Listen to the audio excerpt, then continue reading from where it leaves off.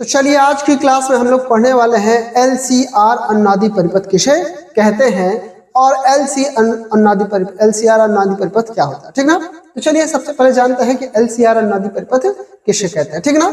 एक चीज जान लीजिए बेटा, LCR अनुनादी परिपथ दो प्रकार का होता है, श्रेणी LCR अनुनादी परिपथ और समांतर LCR अनुनादी परिपथ। लेकिन हमें क्लास 12 के लेवल में क्या पढ़ना है, श्रेणी LCR अनुनादी परिपथ। और श्रेणी LCR का मतलब क्या बेटा, ऐसा LCR परिपथ जिसमें प्रतिरोध R, संधारित्र C तथा प्रेरकत्व L तीनों श्रेणी क्रम में संयोजित होते हैं, क्या कहलाता है, श्रेणी LCR अनुनादी परिपथ कहलाता है। अब इसके बाद हमें पढ़ना है कि श्रेणी LCR अनुनादी परिपथ किसे कहते हैं। ये तो श्रेणी LCR परिपथ हमने बता दिया, अब ये जानना है कि श्रेणी LCR अनुनादी परिपथ किसे कहते हैं। ऐसा LCR परिपथ, चलो ध्यान से सुनिएगा, ऐसा LCR परिपथ जिसमें प्रेरणिक प्रतिघात का मान, जिसमें प्रेरणिक प्रतिघात अर्थात XL का मान धारतीय प्रतिघात अर्थात XC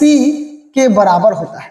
ऐसा LCR परिपथ जिसमें प्रेरणिक प्रतिघात का मान धारतीय प्रतिघात के बराबर होता है LCR अनुनादी परिपथ कहलाता, क्या कहलाता है, LCR अनुनादी परिपथ कहलाता है।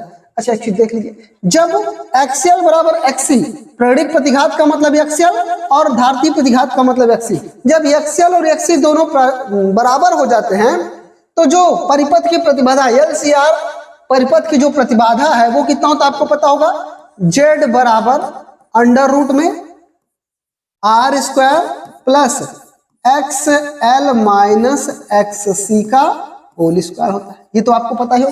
लेकिन आपको पता है जब देखिए XL बराबर XC है, जब XL बराबर XC है तो XL माइनस XC का वैल्यू कितना आएगा, 0 आएगा। जब दोनों का वैल्यू सेम है बेटा, अगर XL बराबर XL भी 4 ओम हो, XC भी 4 ओम हो, तो दोनों के XL माइनस XC 4 ओम माइनस 4 ओम बराबर 0 ही तो आएगा। वही चीज तो कह रहा है कि जब XL बराबर क्या हो, XC हो जाए तो XL माइनस XC बराबर कितना आएगा, 0। तो यहाँ पे रखेंगे तो Z का वैल्यू कितना आएगा, Z बराबर कितना, अंडर रूट में R स्क्वायर प्लस 0। तो ये Z बराबर यानी Z न्यूनतम, Z मिनिमम बराबर, यानी इस स्थिति में Z का मान जो प्राप्त होगा वो क्या होगा, न्यूनतम प्रतिबाधा Z का जो न्यूनतम मान होगा वो किसके, R स्क्वायर का वर्गमूल कितना आ जाएगा, R आ जाएगा। ये R स्क्वायर बचा है और करड़ी का मतलब R स्क्वायर का वर्गमूल जब लेंगे वो कितना आएगा, R, यानी ये Z का यहाँ पे जो मान प्राप्त होगा वो मिनिमम प्राप्त होगा।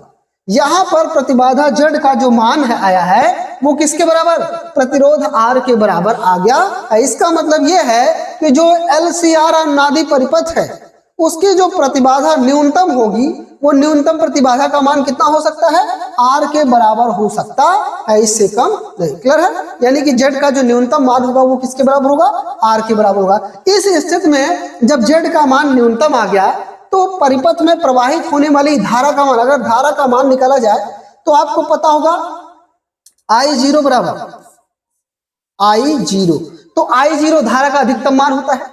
I0 धारा का अधिकतम मान या शिखर मान होता है या उच्चतम मान होता है, एक तो पता होगा।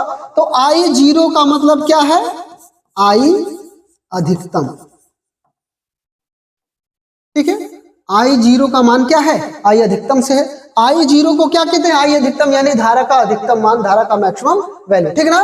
तो आपको पता है कि I का मान अधिकतम तब होगा, I अधिकतम बराबर क्या होगा, I का मान, I बराबर आपको पता होगा कि V अपान R होता है। I बराबर क्या होता है, V अपान R होता है। तो I का मान अधिकतम तब होगा जब V का मान अधिकतम हो और R का मान न्यूनतम हो। यानी भाई धारा बराबर क्या होता है, विभवांतर बटे प्रतिरोध होता है। तो धारा का मान अधिकतम तब होगा जब विभव का मान अधिकतम हो और प्रतिरोध का मान न्यूनतम हो। तो विभव का मान अधिकतम का मतलब V0, V अधिकतम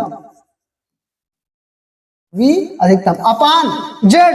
अरे भाई ये LCR परिपथ है तो अपान क्या, इसकी प्रतिबाधा होगी ना, इसका जो प्रतिरोध होता है संयुक्त प्रतिरोध क्या होता है, इसकी प्रतिबाधा ही तो होती है। और ये धारा का मान अधिकतम तब होगा जब विभवांतर का मान अधिकतम और प्रतिबाधा का मान न्यूनतम हो, यानी जेड न्यूनतम।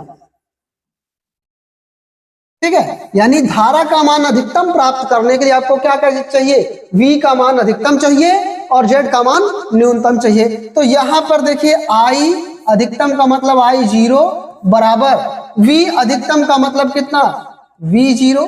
V अधिकतम का मतलब क्या, V0 अपान Z न्यूनतम, और Z का न्यूनतम वैल्यू कितना आ जाएगा, Z का न्यूनतम वैल्यू कितना आ जाएगा, Z का न्यूनतम वैल्यू आपको बेटा R दिया है, तो Z का न्यूनतम मान कितना है, R। ठीक ना, तो यही आपका आ गया क्या, परिपथ में धारा। यानी सीधी सी बात है बेटा कि श्रेणी LCR अनुनादी परिपथ की स्थिति में, LCR अनुनादी परिपथ में अनुनाद की स्थिति में जो धारा का मान प्राप्त होगा वो क्या होगा, अधिकतम होगा।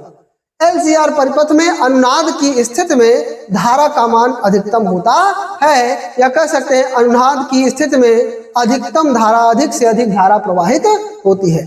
तो ये था LCR अनुनादी परिपथ। तो उम्मीद है ये वीडियो हमारा पसंद आएगा, और वीडियो पसंद आए, समझ में आए तो लाइक और शेयर करते रहिएगा। साथ ही साथ जो बच्चे चैनल पर नए तो चैनल को सब्सक्राइब करते हैं। धन्यवाद।